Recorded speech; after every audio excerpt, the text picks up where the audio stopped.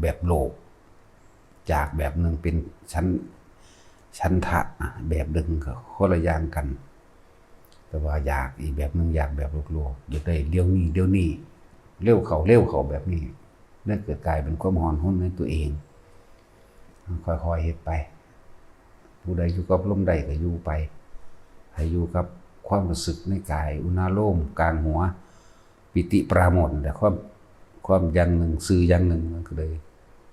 อิ่มเอิบน้ำระหว่างทำกลางอกความรู้สึกนิ่มๆนวลๆอยู่น้ำหัวระหว่างหนังหัวกลางหัวหรือในกระดานหน้าผากก็อยู่ไปค่อย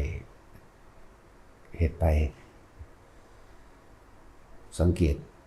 ความคิดเท่าเองนั่นแหละเอาความรู้สึกนี่แหละมาเป็นตัววัดค่าว่าความคิดที่มันเกิดขึ้นหรือมันตั้งใจคิดไปหรือมันเกิดขึ้นเองหรือมันพุทธขึ้นโดยสัญญาสังเกตความรู้สึกตัวเองถ้ามันบ่นี้ความรู้สึกหมายถึงความรู้สึกที่เกิดขึ้นในกายนี่น่วงอยู่แล้วอิ่มเอิบอยู่ระหว่างโล่งๆเบาๆอิ่มเอิบในระหว่างทำกลางอกหัวหรือหน้าผากจังซี่ถ้าตัวนี้บ่หายก็ปล่อยความคิดนั่นไปเลยมันสิคิดดีคิดร้ายคิดแบบใดก็ช่างปล่อยตลอดแต่ว่าเมื่อไหร่ที่ความรู้สึกในกายตัวนี้หายแสดงว่าเฮาไปมีความรู้สึกกับสิ่งที่คิด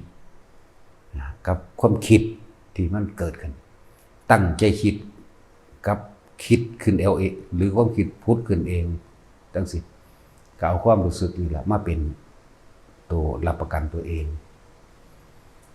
ความคิดมันมีเป็นปกติแหละมันที่ตั้งใจคิดและไม่ตั้งใจคิดก็ช่างการตั้งใจคิดที่บ่ก่อเกิดอารมณ์ความรู้สึก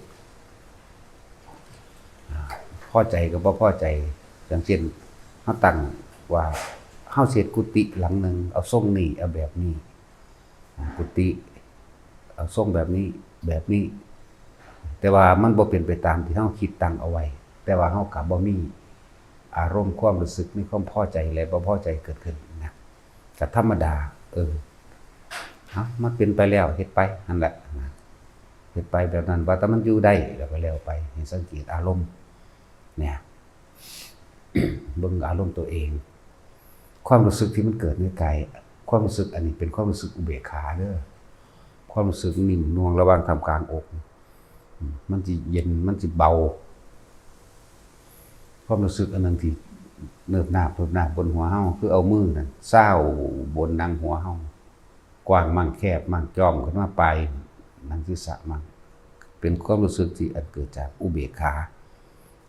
คำว่าอุเบกขาก็คือเฮาบ่คิดไปตามสิ่งที่เห็นได้ยินรูปรสกลิ่นเขาสิเว้ากันเรื่องใดก็ตามแม้จะคิดตามแต่ความรู้สึกนี้ไม่หายมีเอื่นว่าว่างเป็นกลางได้เป็นอุเบกขาได้ความรู้สึกนี้บ่หายคิดพูดตามเขาก็ช่างความรู้สึกนี้ไม่หายให้ทุกคนสังเกตอยู่ในกายตนเองแบบนี้จังว่าค่อยๆเป็นค่อยๆไปอย่าด่วนใจร้อนตัดสินในธรรมทั้งเบิดนี้คือเฮาบ่ได้ยืนยันตัดสินอันใดผิดอันใดถูกกับผู้อื่นกับผู้ใดผู้หนึ่งแต่ว่าให้แค่คำแนะนำว่าเป็นแบบนั้นแบบนี้ซื่อๆเด้อะไรจังว่าแต่ละคนให้เอาจิตไว้ในกายแห่งตนเองจิตก็รู้นั่นแหละรู้สึกตัวในลมมั่งรู้สึกตัวในกลางหน้าผากนิ่มน่วงเย็นลึกมั่งกลางสมองก็มีบนหนังหัวนี่คือความรู้สึกระหว่างทำกลางอกก็เหมือนกันแต่ว่าอกมันกว้างมันเป็นแพร่ๆเป็นกระจายบ่คือตัวต่อมๆจ้อมๆจุดก็คืออยู่กลางหน้าผากค่อยๆนิ่มน่วงขึ้นไประหว่างกลางหัวนี่ก็อย่างนึงกว้างๆเล็กน้อยกว้างขึ้นอีกแล้วก็ระหว่างทำกลางอกอันนี้กว้างหลายจนรู้สึกว่าเบาเรียกว่าจิตเบากายเบามั่งจะเอาออกจากกายตัวนี้คำว่าเอาออกหมายถึงคิดไปน้ำเรื่องต่างๆแล้วก็เกิดอารมณ์นั้นสิบ่เป็นอุเบกขา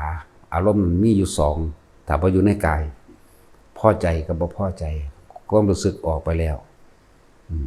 ไปพอใจกับสิ่งที่คิดถึงพอใจกับรูปนั้นรสนั้นกลิ่นนั้นเสียงนั้นแล้วหรือไม่พอใจกับรูปรสกลิ่นเสียงนั้นแล้วนั่นแล้วมีสิ่งที่สองแต่ถ้าความรู้สึกอยู่ในกายเฮาเหมือนเดิมอารมณ์อันไปเรียกว่าจิตมีที่ตั้งคือไปรับรู้ไปรู้สึกไปตั้งหมายถึงสิ่งที่เขาคิดถึงมั่ง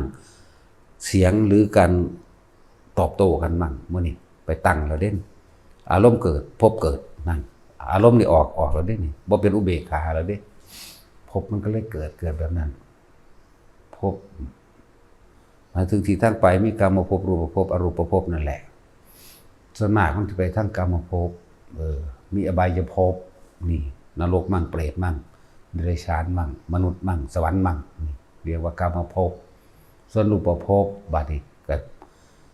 คืออาการความรู้สึกที่ยังมีความรู้สึกอันเป็นอุเบกขาอยู่เรียกว่าเป็นพรหมพวกนี้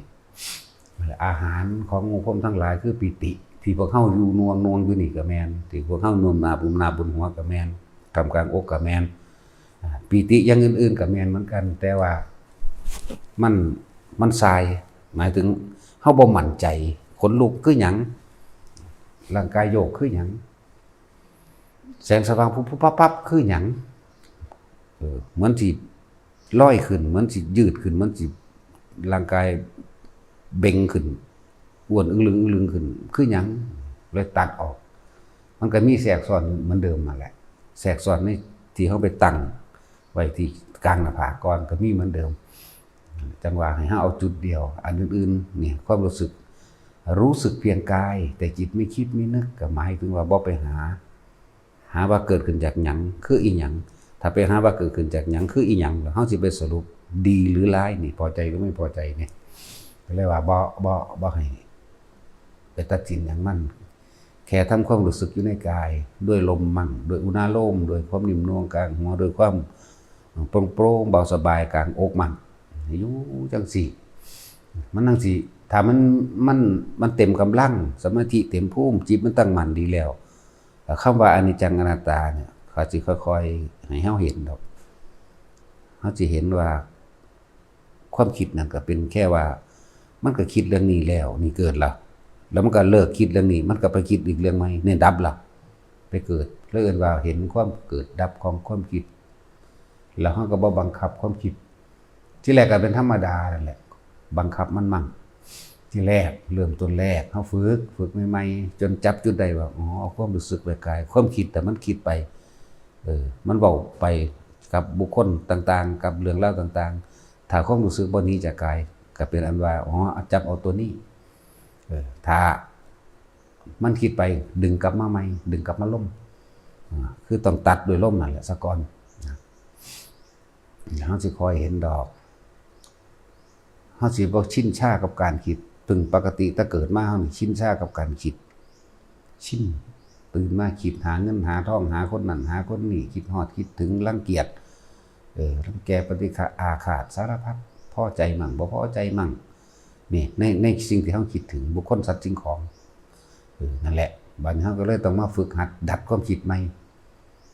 ข่มเหงความคิดใหม่ดัดใหม่ขืนมันใหม่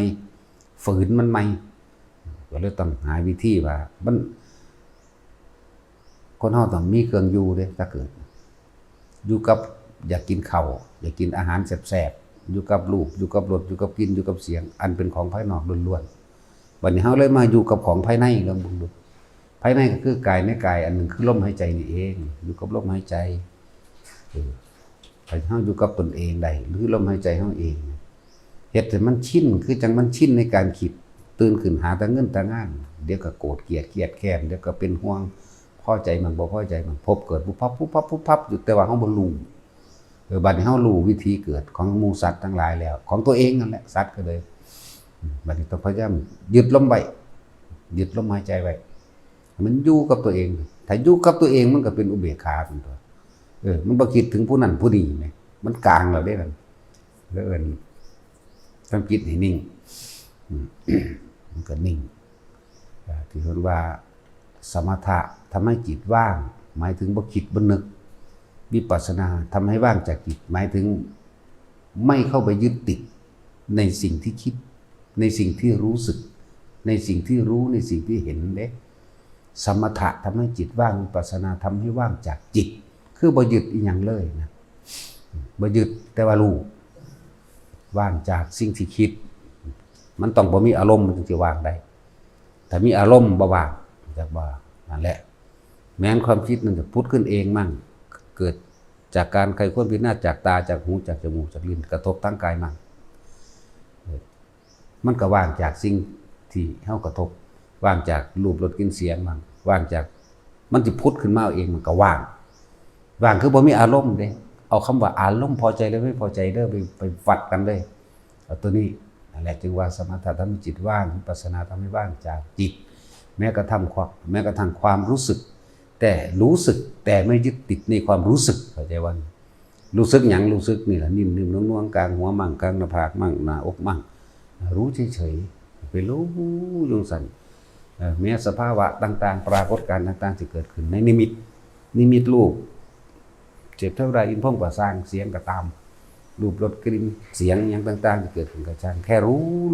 เข้าไปเมื่อไหร่ที่เธอไม่มีนี่หมายถึงเมื่อไหร่ที่เร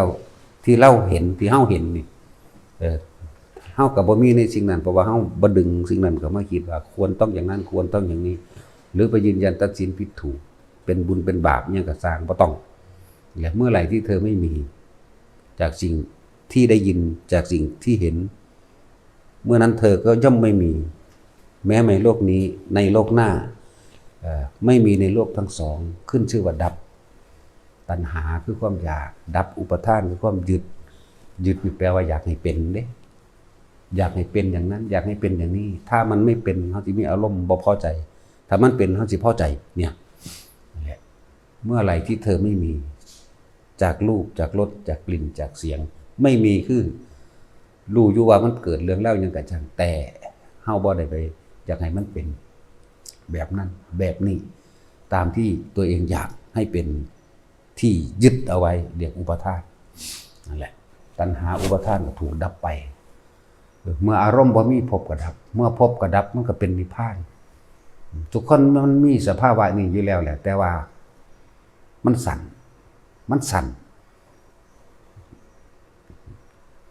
แค่ชั่วขณะหนึ่งบ่พอหน้าที่สุดเลยซ้ำไปแต่ว่ามันเป็นของที่สั่นพวกเขาเลยจับจุดนั้นบ่ได้ดังนั้นก็เลยให้ทุกคนพยายามสร้างกำลังสมาธินี่แหละอยู่พยายามอยู่กับตัวเองแล้วต่างๆนานาที่เพิ่นว่าจิตมันสิเป็นเองดอกมันสิรู้เองดอกมันสิเห็นเองเด้เฮาสิมีหน้าที่แค่รู้มันสิเป็นเองดอกเห็นมั้ยบ่แม่นเฮาบังคับให้เป็นหรือคิดให้เป็นเด้คิดให้เป็นบ่ได้เป็นเด้อย่าพึ่งสรุปอันนั้นอันนี้พยายามอยู่ในตัวเองให้มากๆเถอะตัวเองคือลมหายใจนี่แหละคือกายในกายนึงเวทนากับในเวทนาก็หมายถึงอุเบกขาเวทนาคือความรู้สึกเป็นกลางนี่แหละอันนึงจิตในจิตก็เฝ้าสังเกตความรู้สึกของตัวเองเนี่ยจิตในจิตก็เลยแหละจิตมีหน้าที่คิดนึกถ้าความรู้สึกเกิดมาถึงวิญญาณแปลว่ารับรู้เอาความรู้สึกมาใส่ตัวเองจิตมโนวิญญาณมันเป็นเป็นอันเดียวกันถ้าจิตไม่คิดไม่นึกปรุงแต่งไปในทางที่อยากให้ได้อยากให้ดีอยากให้มีอยากให้เปลี่ยนหรืออยากให้เป็นดังที่เราคิดนะถ้ามันคิดแล้วมันก็มีความรู้สึกแบบแต่ว่าถ้ามันคิดเรื่องใดก็ช่างตั้งเรื่องใดก็ช่างถ้าบ่มีความรู้สึกพอใจบ่พอใจนั่นระดับนั่นจังว่าว่าดับคิดนี่แหละว่าดับอย่างดับจากความอยากให้เป็นนะดับเป็นจังได๋ก็คือรู้ว่ามันเป็นแบบนั้นแล้วก็แล้วไปนะบ่บังคับนะคือรู้อยู่กับมันแม้กระทั่งเห็นความคิดของเฮาเองมันก็แค่เกิดดับนี่จบอยู่หม้องนี้ได้บัดเพราะทุกอย่างเกิดจากจิตเบิดจิตเป็นผู้สั่งสมทุกสิ่งทุกอย่างไว้จิตคือสัญญาจิตคือเวทนาจิตคือสังขารจิตคือวิญญาณก็เลยรวมไว้ว่าคือความรู้สึกพอใจกับไม่พอใจนั่นแหละนี่อยู่อันนี้แหละแต่ความคิดนึกยังไปก็สร้างบ่มีอารมณ์ใดเกิดขึ้นได้นั่นแหละดับตัณหาดับอุทานนั่นแหละคือนิพพานบ่ได้แม่นของไกลเด้บ่แม่นของไปเอาชาติหน้าเป็นของเดียวนี้เป็นของปัจจุบันนี้ก็เฮาจะพึ่งด่วนนั้นอันนี้เถอะค่อยๆเฮ็ดไปอย่าพึ่งพูดให้น้อยทำให้มากดีกว่าคุยกันนิดๆหน่อยๆติดๆขัด ติดขัดในสภาวะปรากฏการณ์ต่างๆแก้จังใดเฮ็ดแบบใดซื่อๆนี่แหละแต่ก็เลิกกันอย่าเพิ่งไปเว้ายืนยันว่าผู้นั้นบรรลุนั้นบรรลุนี่ต้องอย่างนั้นต้องอย่างนี้เถียงกันหลักการนั่นแหละหลักการต่างๆหรือพวกปริยัติทั้งหลายมันก็เป็นดุจดังว่าเป็นพาหนะอันนึงเป็นเรือพาเฮาข้ามฟากไปซื่อๆดอกเมื่อถึงฝากฟังแล้วเขาก็ต้องถิ่มมันเป็นธรรมดาบ่ให้ยึดคู่ยึดอาจารย์ยึดหลักการจนเกินความจริงที่เจ้าของประสบเองเขาถือว่าเป็นอิสระจากหลักการจากครูจากอาจารย์เด้แต่ว่าก็ต้องยกหลักการตำราและอาจารย์ขึ้นไปเป็นจุดสูงสุดในตัวเองอยู่แล้วแหละเพียงแต่ว่าจะพึ่งตัดสินนั่นนี่นะว่าทุกคนเอาประสบการณ์ในตนเองนั่นแหละคือความรู้จริงของเฮาความรู้จริงมันจึงต่างกันหลายกับความรู้จำความรู้จำหรือความรู้ต่างๆถึงจะพูดถูกแต่ว่าเฮาไม่เคยเข้าสู่ประสบการณ์ตัวนั้นอาการตัวนั้นความจริงตัวนั้นมันก็ยังไงก็ไม่ถูกนั่นแหละถึงจะพูดถูกซื่อๆพูดถูกของผู้อื่นแต่ว่าตัวเองไม่เคยเป็นนั่นแหละตัวเองบ่เคยเป็น